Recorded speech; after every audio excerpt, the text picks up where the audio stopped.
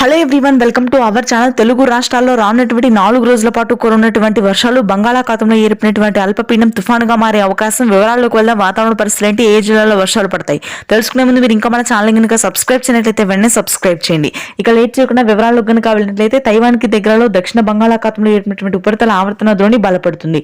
దీని ప్రభావంతో తమిళనాడు, రాయలసీమ వ్యాప్తంగా మరొకసారి భారీ వర్షపాతం నమోదవుతుందని వాతావరణ కేంద్రం వెల్లడించింది.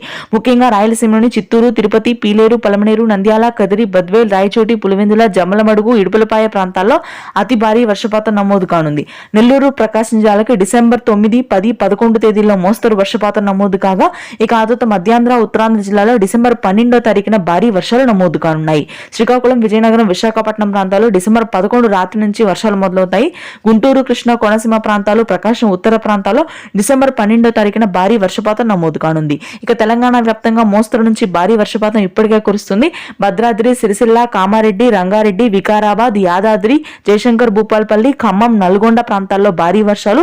హైదరాబాద్ లోని అమీర్పేట, మల్కాజ్గిరి, జిహెచ్ఎంసీ, వనస్థలీపురం, హస్తినాపురం, ఎల్బీ నగర్ ప్రాంతాల్లో భారీ వర్షపాతం నమోదు కానుంది. ఈ వర్షాలు మరింతగా పెరగనున్నాయి. ఇది ప్రస్తుతానికి latest weather update. Thanks for watching this video. Please do subscribe and thank you.